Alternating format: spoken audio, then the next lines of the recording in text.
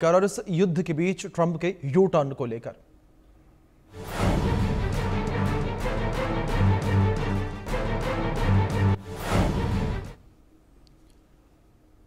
रूस यूक्रेन युद्ध में एक बार फिर से बड़ा मोड़ आया। दरअसल रूस यूक्रेन युद्ध को खत्म करवाने में जुटे ट्रंप ने एक बार फिर से यू टर्न ले लिया है।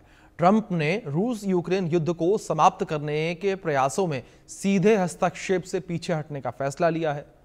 द गार्जियन की रिपोर्ट के अनुसार ट्रंप ने अगले चरण की शांति वार्ता में सीधे शामिल नहीं होने का फैसला किया। ट्रंप चाहते हैं कि रूसी राष्ट्रपति पुतिन और यूक्रेनी राष्ट्रपति जेलेंस्की पहले एक दूसरे से बिना अमेरिकी मध्यस्थता के मिलें और इसके बाद त्रिपक्षीय वार्ता होगी। तो ये जानकारी सामने आई और इसी को लेकर एक बड़ी खबर भी सामने आ रही है। रूस यूक्रेन वार्ता पर ट्रंप का यू टर्न सामने आया। पुतिन जेलेंस्की के बीच जो है सुलह नहीं करवाएंगे ट्रंप और जंग में सीधे हस्तक्षेप करने से पीछे हट गए हैं ट्रंप। द गार्जियन की रिपोर्ट में ये बड़ा दावा किया गया। पहले द्विपक्षीय वार्ता की बात उन्होंने कही है और पहले द्विपक्षीय वार्ता के बाद त्रिपक्षीय वार्ता होगी। ये बड़ी खबर है जो निकलकर सामने आ रही है।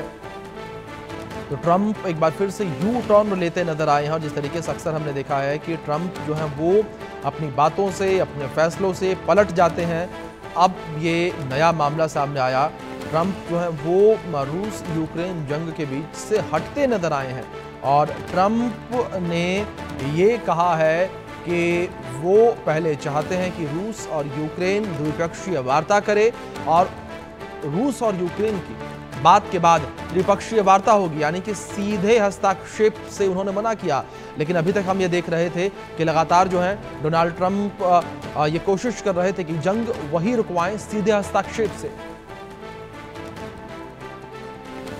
तो ट्रंप जो है अपने फैसले से पलटते नजर आए हैं। एक बार फिर से ट्रंप जो है वो यू टर्न लेते नजर आए हैं। ये बड़ी खबर है जो निकलकर सामने आ रही है।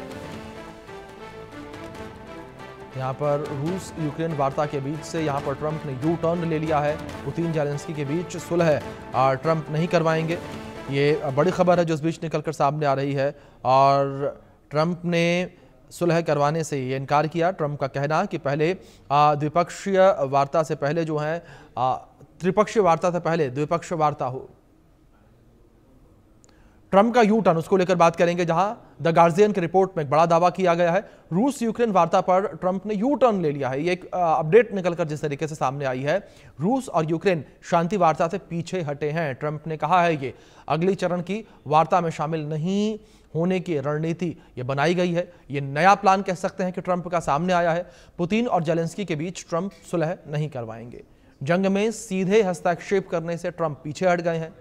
पहले द्विपक्षीय वार्ता की बात ट्रंप ने कही थी और अब ट्रंप जो है वो एक बार फिर से कहते नजर आ रहे हैं कि रूस और यूक्रेन पहले आपस में बात करे और इसके बाद अमेरिका हस्तक्षेप करेगा। इसके बाद त्रिपक्षीय वार्ता होगी, यानी कि रूस यूक्रेन और बीच में अमेरिका। तो अब ट्रंप एक बार फिर से अपनी बातों से पीछे हटते नजर आए हैं। अक्सर कई मौक़ों पर हमने देखा कि ट्रंप जो कहते हैं वो करते नहीं हैं और जो करते हैं वो कहते नहीं हैं। तो जाहिर तौर पर जो ये डायलॉग है वो डायलॉग सीधे तौर पर ट्रंप के ऊपर फिट बैठता नजर आ रहा है और जिस तरीके से कई मौक़ों पर ट्रंप पलटे हैं, तो ऐसे में ये कोई मामला नया भी नहीं है। इसी विषय पर बातचीत करने के लिए हमारे साथ दो खास मेहमान जुड़ गए हैं। हमारे साथ retired colonel TP Tyagi ji जुड़े हैं, रक्षा विशेषज्ञ हैं। हमारे साथ विदेश मामलों के जानकार प्रोफेसर मनोज कुमार जी जुड़े हैं। आप दोनों मेहमानों का बहुत स्वागत है और इस चर्चा की शुरुआत सबसे पहले मनोज जी से ही मैं करूंगा। प्रोफेसर मनोज जी, जिस तरीके से ट्रंप यू टर्न लेते नजर आ रहे हैं, इस युद्ध पर इसका क्या प्रभाव पड़ेगा? मनोज जी। देखिए अभिषेक जी, आपने अपनी अभी चर्चा में बड़ा अच्छा विश्लेषण किया ट्रंप के बारे में, क्योंकि देखिए ये उनकी फिलॉसफी रही है। और मैं जो पिछले आप देख सकते हैं कि ट्रंप 2.0 में आने के बाद से जिस प्रकार से ट्रंप ने हर मुद्दे पे यू टर्न लिया है और वो ये सबको पूरे वर्ल्ड के जो भी पॉलिटिकल और राजनीतिक विशेषज्ञ थे उन सबको अच्छी तरीके से पता था कि ट्रंप इसमें यू टर्न लेने वाला है। और ये देखिए ये इनका यू टर्न लेने के पीछे इनके बहुत सारे 2-3 कारण है। और जो सबसे इंपॉर्टेंट कारण है कि देखिए ट्रंप का कोई पॉलिटिकल फिलॉसफी नहीं है, उनकी कोई आइडियोलॉजी नहीं है, उनकी कोई लीगेसी नहीं है। और ये देखिए विदेश नीति में हर देश अपना एक ऑप्टिक्स यूज करता है और अमेरिका नो डाउट विश्व का एक सबसे पावरफुल नेशन है। उसका जो फॉरेन पॉलिसी में जो ऑप्टिक्स है वो हमेशा इफेक्ट दिखता है। लेकिन जिस तरीके से ट्रंप की जो नीति और रीति रही है, वो ऑप्टिक्स भी आज काम नहीं कर रहा है, क्योंकि आज उनके सामने रसिया जिस तरीके से एक चट्टान की तरह खड़ा हुआ है, और पुतिन के रूप में जिस तरीके से वर्ल्ड के सामने ट्रंप को एक तरीके से बिल्कुल जीरो कर दिया अलास्का समिट के बाद से, आप देख सकते हैं कि ट्रंप की क्या स्थिति थी। और उसके बाद से जिस तरीके से यूरोपियन यूनियन और जेलेंस्की की जो मीटिंग हुई, और उसमें जब इन्हें नतीजा कुछ निकलते हुए नहीं दिखा, जो कि ये सीज फायर कराने की जो बात पिछले चुनाव में जाने से पहले और चुनाव के बाद से जो कर रहे थे, वो एक तरीके से धराशायी हो रहा है। और उसी के तहत आज उन्हें इस चीज का अंदाजा लग गया है कि आज इसके माध्यम से जिस प्रकार से भारत पे जो एक 25 साल का जो भारत और अमेरिका का जो यूएस स्ट्रेटेजिक पार्टनर था, जो एक इकोनॉमिक एक एंगेजमेंट था, वो जिस तरीके से भारत दूर होते जा रहा है, वो कहीं ना कहीं अमेरिका को ये बड़ा ही एक चिंतनीय विषय है, और विश्व के लिए बड़ा ही एक तरीके का मैं समझ सकता हूं कि देखिए नो डाउट जिस तरीके से अमेरिका पाकिस्तान के भी साथ जा चुका है, और जिस तरीके से जो आरोप लगाया, और अब कल जयशंकर जी का जो स्टेटमेंट आया है, वो भारत की जो विदेश नीति और उसका जो एक रियलिस्टिक अप्रोच है उसको दर्शाता है कि भारत के ऊपर जिस तरीके का सैंक्शन लगाया जा रहा है, वो कहीं ना कहीं अमेरिका और भारत के जो संबंध है उसको और एक तरीके से बिगाड़ने का काम करेगा। कि जिसमें मैं एक चीज इसमें कहना चाहूंगा अभिषेक जी, कि ट्रंप की जो नीति है और अमेरिका की जो नीति है, वो दोनों को यहाँ पे डिफरेंशिएट करके देखना पड़ेगा। क्योंकि अब देखिए वहाँ के भी जो उनके बहुत सारे जो फिल्म सपोर्टर हैं, वो भी भारत के पक्ष की बात करने लगे हैं।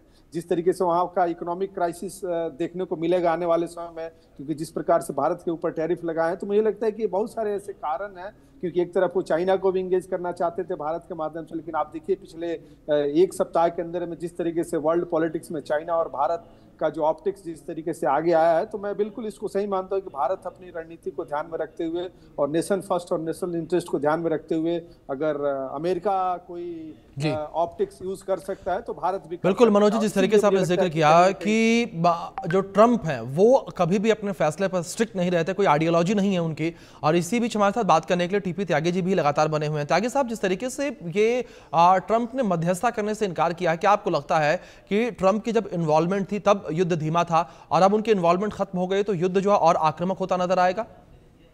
जी बिल्कुल, युद्ध और आक्रामक होता हुआ नजर आएगा, जिसकी बानगी दो एक्शन से रशिया ने दिखा दी है। सबसे पहले तो ये कि पोलैंड में 80 किलोमीटर अंदर घुसकर रशिया का ड्रोन अटैक, और दूसरा ये कि उन्होंने अमेरिका की बात को मानने से इनकार कर दिया है। कैसे इनकार किया ये मैं आपको बताता हूँ। सबसे पहले तो यू टर्न लेने की श्रृंखला में एक कड़ी और जुड़ गई डोनाल्ड ट्रंप के लिए। उन्होंने पहले ये कहा था कि पीस कीपिंग फोर्स रहेगी यूक्रेन में, बाद में कहा गया कि नहीं डेटरेंस फोर्स रहेगी, अब लेटेस्ट कहा गया रीएश्योरेंस फोर्स रहेगी। अब वो रीएश्योरेंस फोर्स के बारे में भी यू टर्न ले लिया और कहा गया कि नहीं साहब, रीएश्योरेंस फोर्स नहीं, हमारा एक सोल्जर भी यूक्रेन की जमीन पर कदम नहीं रखेगा। हाँ, आवश्यकता पड़ी तो हम एयर सपोर्ट दे सकते हैं। अब उन्होंने ये जो तय किया कि रशिया और यूक्रेन यानी कि पुतिन और जेलेंस्की आपस में बात करेंगे। रशिया से स्टेटमेंट आ गया, उन्होंने कहा कि ऐसा कुछ तय नहीं हुआ था, तय ये था कि रशिया और यूक्रेन वार्ता करेंगे, पुतिन और जेलेंस्की वार्ता करेंगे, ये तय नहीं है, लिहाजा गारंटी नहीं दी जा सकती कि पुतिन उस मीटिंग में आएंगे। उसके ऊपर एक और आ गया, वो क्या था, वो ये था कि त्रिपक्षीय वार्ता के लिए रशिया ने मना कर दिया। रशिया ने कहा कि अमेरिका के आने की कोई आवश्यकता नहीं है। यानी जो एक एक्सरसाइज प्रारंभ की गई थी वो खुद आकर अटक गई, खत्म हो गई, जीरो हो गई। और उसका उल्टा प्रभाव क्या हुआ? उल्टा प्रभाव ये हुआ कि अमेरिका की इलेक्ट्रॉनिक्स की एक कंपनी जो यूक्रेन के लवीव में बड़ी कंपनी थी, उस कंपनी के ऊपर रशिया ने मिसाइल से अटैक करके उसको ध्वस्त कर दिया। यानी कि सीधा सीधा सिग्नल दे दिया रशिया ने अमेरिका को भी और नेटो में पोलैंड के अंदर ड्रोन डाल के भी कि अब अगर आप लगा सकते हैं तो आप नेटो का जो आर्टिकल 5 है कि एक पे हमला सब पे हमला माना जाएगा, हिम्मत है, ताकत है, तो हमला करके देख लो। यानी कि हम चाहे जितना एनालिसिस करते रहे, लेकिन एक कंक्लूजन के ऊपर आते हैं कि ना तो अमेरिका की नीति स्पष्ट है और यूरोपियन यूनियन की तो बिल्कुल ही अस्पष्ट है, और यूक्रेन का स्टैंड तो बिल्कुल ही एक्सेप्टेबल नहीं है। उसकी जनता ही कहने लगी है कि तुम्हारी नेटो में जाने की जिद ने हमको मरवा दिया, विस्थापित कर दिया, हम कहीं के नहीं रहे। लेकिन रशिया की पहले दिन से नीति स्पष्ट है। पहली बात तो ये कि उसने इसे वार नहीं कहा, स्पेशल मिलिट्री ऑपरेशन कहा। दूसरी बात ये कि उसने धैर्य का परिचय दिया। उसने अभी तक अपने उन लीथल हथियारों का इस्तेमाल नहीं किया है जी जो उसके पास है। उसके पास तो स्काई फॉल मिसाइल भी है, यानी कि वो मिसाइल, वो न्यूक्लियर मिसाइल जो पूरी दुनिया में चक्कर काटती रहती है और जहां बटन आप दबा देंगे वहीं पे वो अटैक कर सकती है। उसका जिक्र नहीं किया, सरमट मिसाइल को इस्तेमाल नहीं किया। अभी तो उसने अपने यार जिरकोन मिसाइल, और सबसे बड़ी बात बेलगोरोड न्यूक्लियर सबमरीन में जो उसका न्यूक्लियर टॉर्पेडो है, जो 200 फीट ऊंची समुद्र में लहरें ला सकता है, उसका इस्तेमाल नहीं किया। यानी कि रशिया ने अभी तक भी धैर्य का परिचय दिया है। लेकिन बात क्या है, दरअसल में जैसे पाकिस्तान के लिए बलूचिस्तान है, यानी कि वहां के लोगों को दोयम नंबर की नागरिकी देना और वहां के खनन का इस्तेमाल करना, ऐसे ही जेलेंस्की के लिए डॉनबास का एरिया है। डॉनबास में ज्यादातर रशिया बोलने वाले लोग रहते हैं और रशिया बोलने वाले लोगों के साथ जेलेंस्की बिल्कुल। ताकि साहब जिस तरीके से ये बड़ा यूटर्न कह रहे हैं, आपने भी जिस तरीके से जिक्र किया कि